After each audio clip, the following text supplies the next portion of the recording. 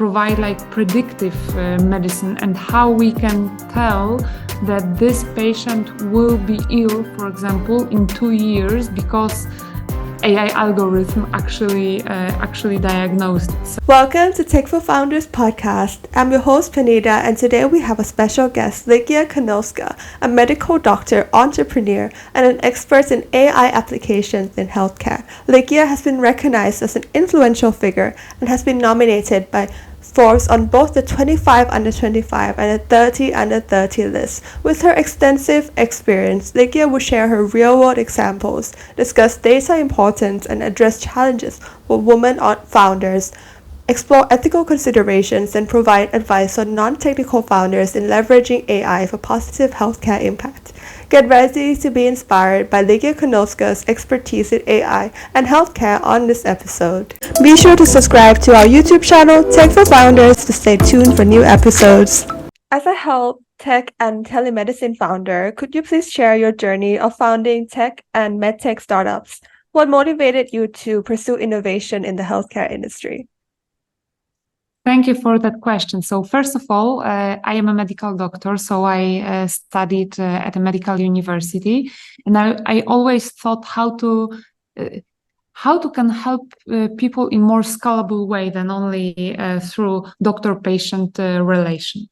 So I started my work in Polish Hospital Federation. I was observing how hospitals are working, what are the challenges in hospitals. And at the same time, I was involved in many innovative projects in medicine, like creating a telemedical company that provided telemedical solutions for African countries, or creating the first telemedical center in Poland that provided healthcare services 24/7. So, having this experience from hospitals and also from the startups, I realized that the most important thing is actually to create some kind of solution that will help new technologies to be discovered, to be developed. And I understood that this is that the most important thing when it comes to medicine development is access to data, medical data that are actually the source of any discovery in medicine. So that's why I actually got involved in a startup that focus on medical data. That is excellent, because I think in this industry, especially with the intersection between medicine and tech, if you're just in tech, you don't have access to the data, so you cannot innovate. So in a way, you kind of have the best of both worlds, technology and medicine. Yes, it's true. And, even if you create a great technological solution for medicine and you have proven that it's efficient and effective and safe for patient, if it's not like easy to implement and easy to use by the healthcare professionals, it will be very challenging to implement these solutions, even if it is effective. So when it comes to medicine, this is really important to have that cross-sectional knowledge. Definitely. So the implementation of AI in healthcare has the potential to revolutionize the industry. What are some of the key areas in which AI is currently making a significant impact, and what opportunities do you see for its future development? Sure. So when it comes to AI in medicine, of course, the radiology is absolutely the king or the queen of AI in medicine. So we can see a number of different AI algorithms that are helping diagnosing different healthcare issues based on medical images like computer tomography scans, MRI scans, or X-ray scans, or other radiology images. It may be the easiest way for AI to be introduced when it comes to medicine, because it's simply, like the medical image is actually the presentation for us, for people, the computer code or 0, 1, language, right? So we can see this different shades of gray, for example, on computer tomography scans, but it's actually more understandable for computer than for humans. So it's a natural field for AI development. But when it comes to the next years, I believe that that will be a huge revolution when it comes to how we protect health. So not how we diagnose or treat healthcare issues that are already, shown in patient, but how we actually provide like predictive medicine, and how we can tell that this patient will be ill, for example, in 2 years because AI algorithm actually diagnosed it. So preventive health is absolutely the field that I believe will be the most effective when it comes to AI implementation. Definitely. And I think it's very good to focus on predictive health anyway, because it's always good to have patients not have a certain disease than have them have it and then you treat it later, because I think this is like one of the best things that technology can do for us. Yes. In Poland, we have that saying that we do not want to be a sick care, but health care. So it's important. Definitely. So data plays a crucial role in healthcare and AI applications. How important is data collection, management, and analysis in driving medical innovation? And what challenges and considerations should founders be aware of when working with healthcare data? So when it comes to medicine, we are talking about evidence-based medicine. This is a medicine of the 21st century. So medicine that is based on facts, on proven facts, and on data. So we actually need data for any kind of medicine development, not only for AI algorithms, but of course AI algorithms cannot be trained without proper medical data.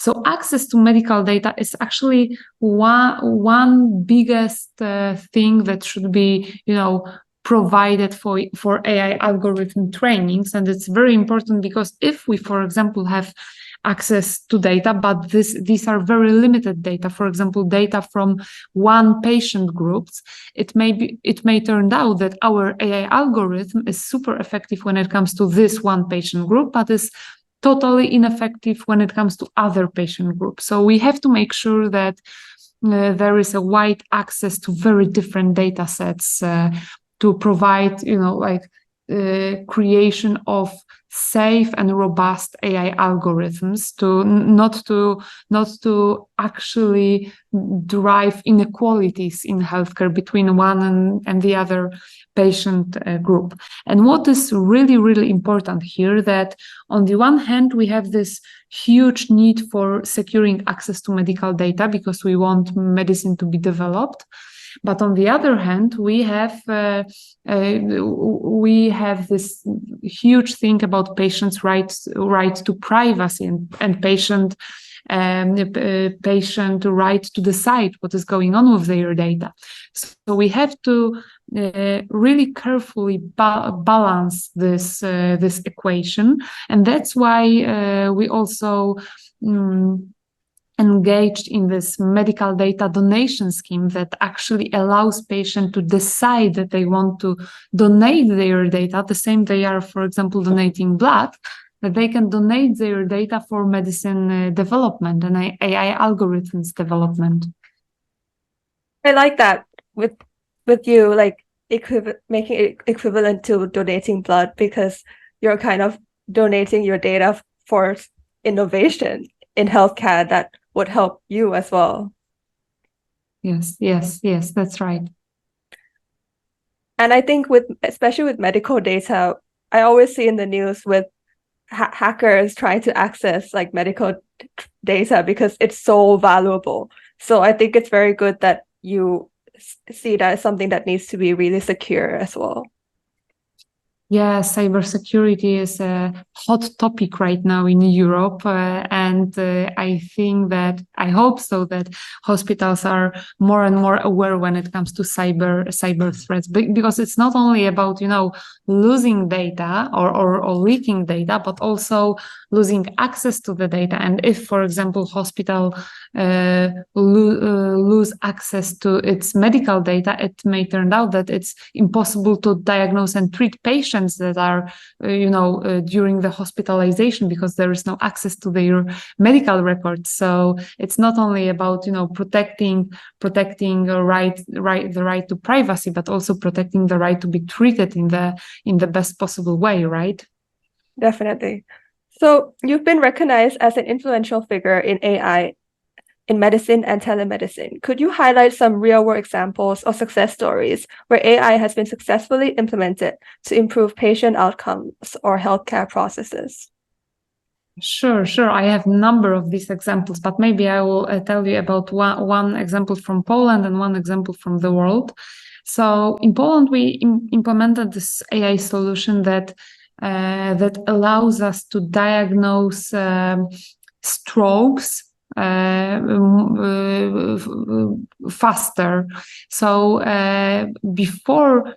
So if you have patients that have signs of the stroke, you have to run a computer tomography on that patient, right?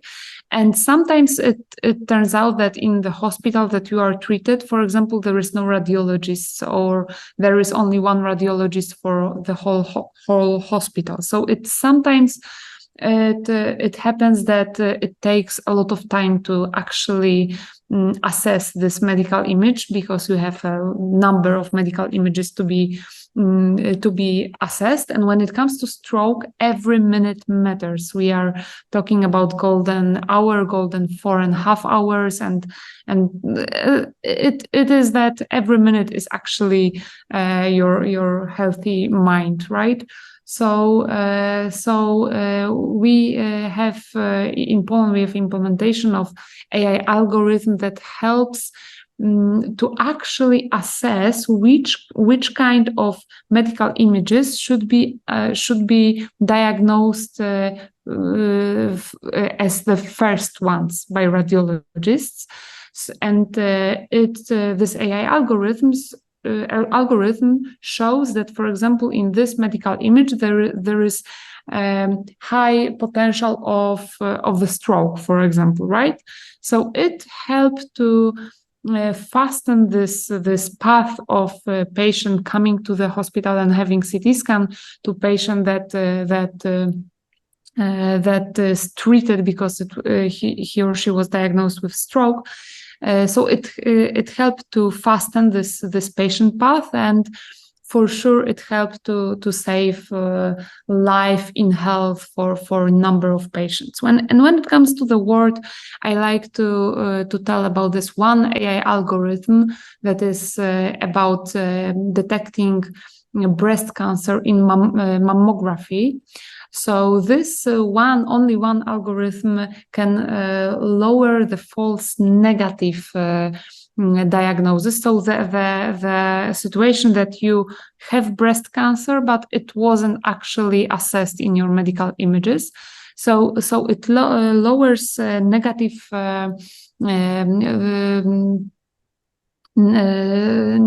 false negative diagnosis by almost 10%. So if you use this AI algorithm worldwide, it can turn out that you are saving hundreds of thousands of lives or lives in health. So it's a huge number. Wow. I think the main point that I see from both of your examples is that just a few tweaks in AI algorithms, you can change a lot of lives and save their lives, especially with the stroke and detecting. That is absolutely revolutionary. Because with the patients, we should definitely prioritize the most critical situation. And also with the breast cancer, it's also saving lives in terms of having less false negatives. I think that's excellent. Yes. And Women founders in STEM often face unique challenges and opportunities. From your experience, what are some of the key challenges faced by women founders in the healthcare and tech industries? And how can we create a more inclusive and supportive environment for them? So I would actually divide these challenges for internal challenges and external challenges. And first of all, I think that we should deal with internal challenges. So challenges that we have like imprinted in ourselves. For example, we are a lot of us might be raised with this thinking that, for example, women should be or a girl should behave, girl shouldn't be, very proactive, or girl shouldn't be a boss or something like that. And even if we are, grown up women, it may turn out that we still have these things imprinted in us, and for example, we are ashamed to be innovative, to be different, to be bold. So this is a huge thing that we should actually process within ourselves, to understand that we have to be bold, we are right to be we have right to be bold, right, and we have right to do a great things. And second is the second part of challenges, of course, external challenges, because it is actually proven that, for example, female innovators get like the small percentage of funding when it comes to, for example, VC funding of startups. I remember this one statistics that women get like 2% of funding, and 18% or 15% was for female and male founders, like mixed founders, and the rest of it, like 80%, was for all men founders, right? So of course, it may be related to the number of female startuppers, that it's not so great still, but I hope that it will change. But there are a lot of prejudice. There are a lot of problems when it comes to other member of tech culture perceiving, especially young women, successful women who want to be a disruptor in that culture, in that technology. So we have to be, we have to work within ourselves, and we have to be bold when it comes to external challenges. Definitely. I think what I like the most is when you address the internal challenges, because sometimes it's not even anyone telling us, hey, you can't innovate. It's like we're telling ourselves, like, I shouldn't be innovating. So I like that you focus on that. Yes. You should be a good girl. You should be, silent. You shouldn't be this bold, because then everybody will tell that you are crazy or you are emotional or something like that. Oh, I hate it. Do you have any role models in the industry that made you want to innovate yourself? Oh, I don't know if I have like one role model that I am looking at, but I have this, plenty of different, like plenty of friends that are that together with, we are together if in this one like culture circle of innovations, of being bold, of trying new things, of not fearing the failure. So I believe that the most important thing here is not maybe looking at one role model, but having this circle of friends that are actually helping each other and motivating each other. Definitely. So having a community of like-minded people really helped you. Yes, for sure. So medical applications in AI raise important ethical and privacy concerns. How can non-technical founders navigate these complex issues and ensure that AI technologies in healthcare are developed and deployed in an ethical and responsible manner? Yeah, so I believe that actually these all ethical challenges should be addressed through, like through cooperation of very different people that are specialists in medicine, people that are specialists in IT, people that are philosophers, etc. So through cooperation, we can address these challenges. And when it comes to challenges with artificial intelligence, some of the challenges are not such new challenges, because, for example, we created the white paper on AI in clinical practice together with Ministry of Health and Prime Minister Chancellery and, of course, technological companies. And we were assessing this problem with AI black box. So we actually discovered that in medicine we also have, like in standard medicine, we also have, for example, drugs that we know that are effective and that we know that they are helping patient, but we are actually not sure how they work in pathophysiological details, right? So it may be similar to, for example, AI black box, that we know that it's effective. It was proven number of times on clinical trials, medical papers, and different ways to check the efficiency and accuracy and sensitivity.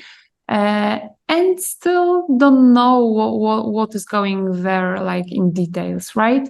But it's a huge topic that should be addressed actually by interdisciplinary teams, and it should be assessed actually every, I don't want to say every month, but the development of AI is so quick that we have to be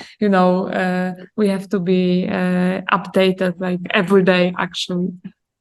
That is true. I think just to add to that, perhaps every hour, because things are moving so quickly right now. Yeah. But I like your focus, especially on interdisciplinarity and cooperation, because I think that is so vital, especially in AI. Yes, it is.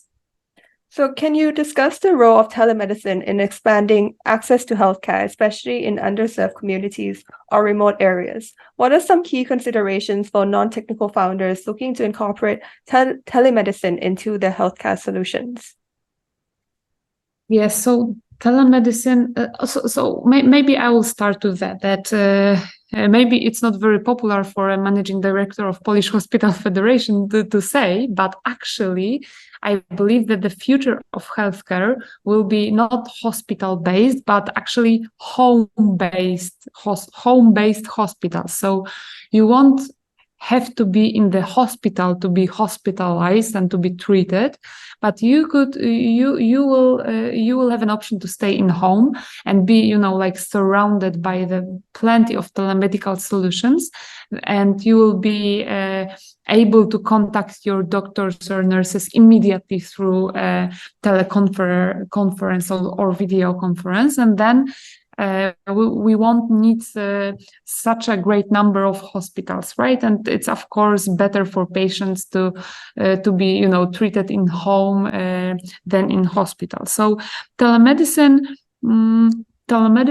helps us not only with improving quality of patient care, but also it may be essential for some part of the world where it's very hard to have access to hospital. For example, when we were working on this startup in Kenya that were implementing telemedical solutions there, we learned that, for example, when it comes to internet access, there was internet access in Kenya was everywhere, like literally everywhere. But when it comes to access to hospital or to medical doctor, sometimes you would have to go on foot like 100 kilometers or 300 kilometers.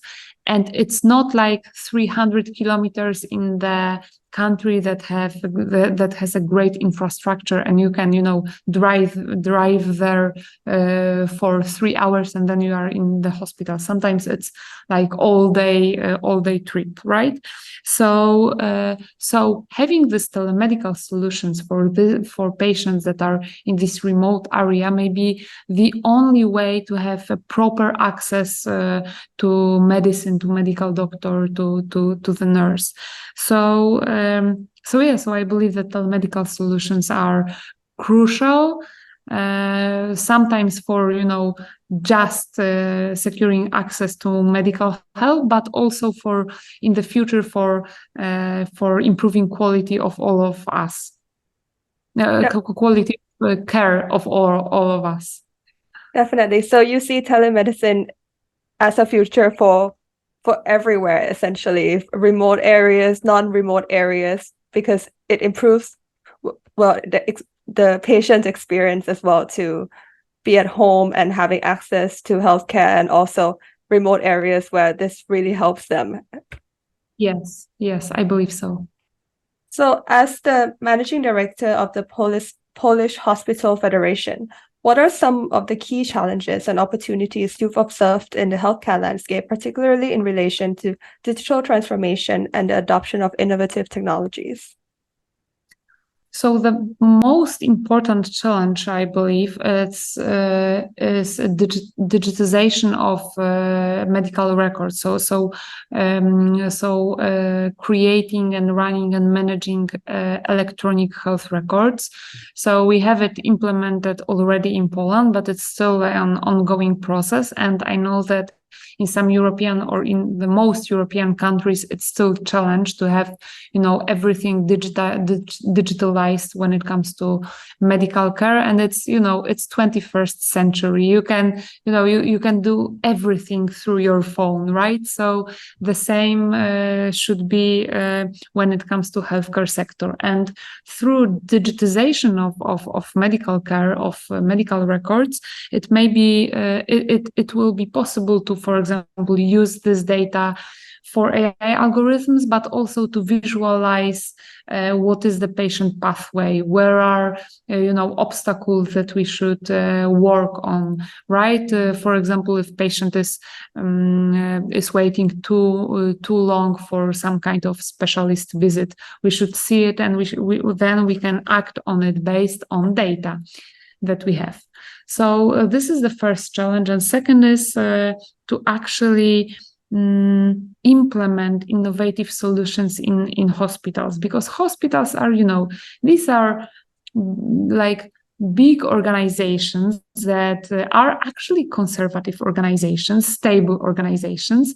And sometimes if this stable organization have to work with, very dynamic, fast startup, sometimes it may be a challenge to actually, implement a startup solution in the hospital. So we have to, in the hospital, we have to learn how to work with the startups, and in startups, we have to learn how to work with these stable organizations, and maybe sometimes not be so fast and so sure about the solution. And second is that I actually already told about it, that even if startup has a great solution that has proven record that it's safe, effective, sufficient, and that helps with patient care, if it's not developed with the thought in mind about the user that will use it, for example, medical doctor or nurse, or sometimes even patient, right? It won't be used, actually, because we have to make sure that it's easy to use, that is understandable for users, that is, fun and fast to use this solution. If it's not, it will be very hard to actually make healthcare professionals to use this kind of solution. Definitely. I really liked what you said about user experience, because I think this is the same for every single tech product, is that a lot of the times the founders, they're very excited about the product, and some of them develop it for ages, but they still have not had the user tested. So I think one of the key advice is always to have the user feedback right away, so you don't waste any time developing something people don't want. Yes, yes, for sure. And in Poland, we may be proud of that. We have number of organizations, like for example, patients organizations that are working together with startups and helping them to assess if their solution is suitable, for example, for the final user. That's excellent. So finally, what advice would you give to non-technical founders who are passionate about leveraging technology and AI to make a positive impact in healthcare? How can they effectively collaborate with healthcare professionals and build successful health tech startups? Oh, it's a loaded question actually, but I am thinking about it for some time, that we have created this culture of success, that every startup has to be, successful, every solution has to be successful, and every startupper cannot have any failure, because we love success stories, right? So my one advice would be not to be afraid of failure, because we learn from failures, and sometimes we have to have some failures in our past to develop the real game changer, right? So maybe this advice will be for now will be the best, not to be afraid of failures, because failure is just a part of every innovative process. Like failure is a part of innovation. Absolutely. I love this mindset because I think a lot of people don't see all the failures behind a successful startup person or a founder, because if you see how many products they have failed, you will realize that, hey, maybe you haven't failed yet, right? You're just on your second trial or your third trial, because these people have been through like 10 products and maybe they're successful in like the 12, Yes, that's totally true. So let's do a quick last question. So if you had to predict one groundbreaking way AI can transform healthcare in the next decade, what would it be? Please share your boldest vision for the future of AI in healthcare. Oh, it will be for sure predictive healthcare. So me as a young patient should get an information. For example, oh, it looks that you may be ill for that illness in 10 years. So maybe you can start to work on your health right now, and for example not eat this fast foods or exercise more, because you will be ill in 10 years otherwise, right? So predictive medicine it will be a totally different healthcare. That is perfect. Thank you so much for your conversation and your expertise today. Thank you for the invitation.